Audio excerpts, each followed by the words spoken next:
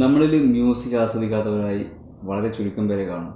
എന്നാൽ ഇതൊന്നും കേൾക്കാൻ പറ്റാത്ത, കേൾവി ഇല്ലാത്തവരെ കുറിച്ചിട്ട് നിങ്ങൾ എപ്പോഴെങ്കിലും ചിന്തിച്ചിട്ടുണ്ടോ?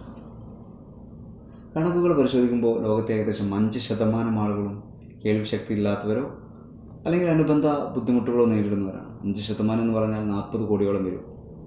എന്നാൽ ഇന്ത്യയിലെ കണക്കനുസരിച്ചിട്ട് ഏകദേശം 6%-ന് മുകളിലാണ് കേൾവി ബുദ്ധിമുട്ടുള്ള ആളുകളുടെ കണക്ക്. ഇതിൽ പൂർണ്ണമായിട്ട് കേൾവിയില്ലാത്തവരുണ്ടാവാം, അതായത് ബധിരരെന്ന് നാം വിളിക്കുന്ന പൂർണ്ണമായി കേൾവി ഇല്ലാത്ത ആളുകൾ. അതുപോലെ ഭാഗികമായോ കേൾവി സംബന്ധമായ ബുദ്ധിമുട്ടുകളൊക്കെ നേരിടുന്നവർ കാണും. സ്വാഭാവികമായും ഇത്തരക്കാർക്ക് സംസാരിക്കാനുള്ള ബുദ്ധിമുട്ടുണ്ടാവും. കേൾവി ഇല്ലാത്ത ഒരാൾക്ക് സംസാരിക്കാനുള്ള ബുദ്ധിമുട്ട് വളരെ കൂടുതലായിരിക്കും. ചിലർക്ക് തീരെ സംസാരിക്കാൻ തന്നെ കഴിയില്ല.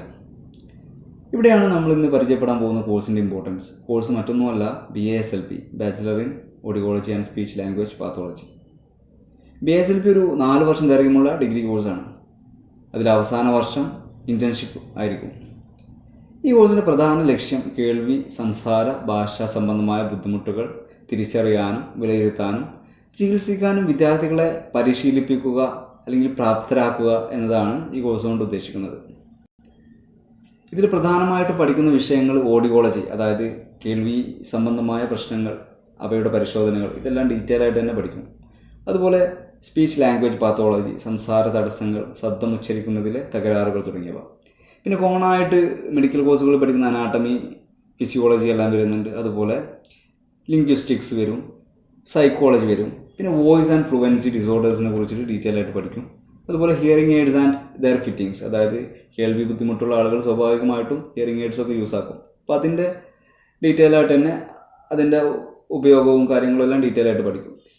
ഇതോടൊപ്പം തന്നെ ഓരോ വർഷവും എക്സാംസ് കാണും. അതുപോലെ പ്രാക്ടിക്കൽസ് സെഷൻസും കാര്യങ്ങളൊക്കെ ഉണ്ടാവും. BASLP കോഴ്സിൻ്റെ ഏറ്റവും വലിയ ആകർഷണം എന്താണെന്ന് വെച്ചാൽ ഈ 4th ഇയറിൽ വരുന്ന ഇൻറ്റേൺഷിപ്പ് ട്രെയിനിങ് ആണ്.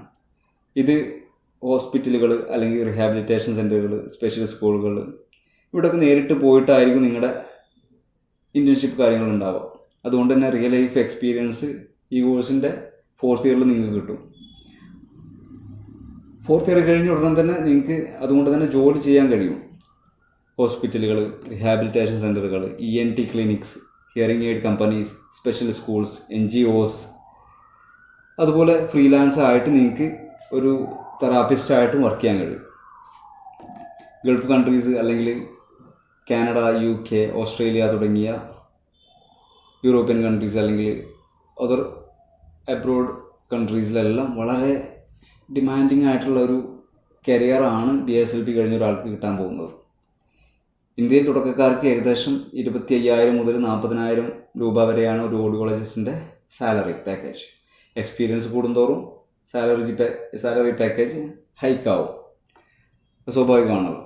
അതുപോലെ എബ്രോഡ്, ഇപ്പോൾ ഗൾഫ് കൺട്രീസ് ആയിക്കോട്ടെ, കാനഡ അല്ലെങ്കിൽ ഓസ്ട്രേലിയ, UK പോലുള്ള യൂറോപ്യൻ കൺട്രീസ് ആയിക്കോട്ടെ, അവിടെയെല്ലാം വളരെ ഹൈ സാലറി സ്കെയിലാണ് ഒരു ഓഡിയോളജിസ്റ്റിനുള്ളത്.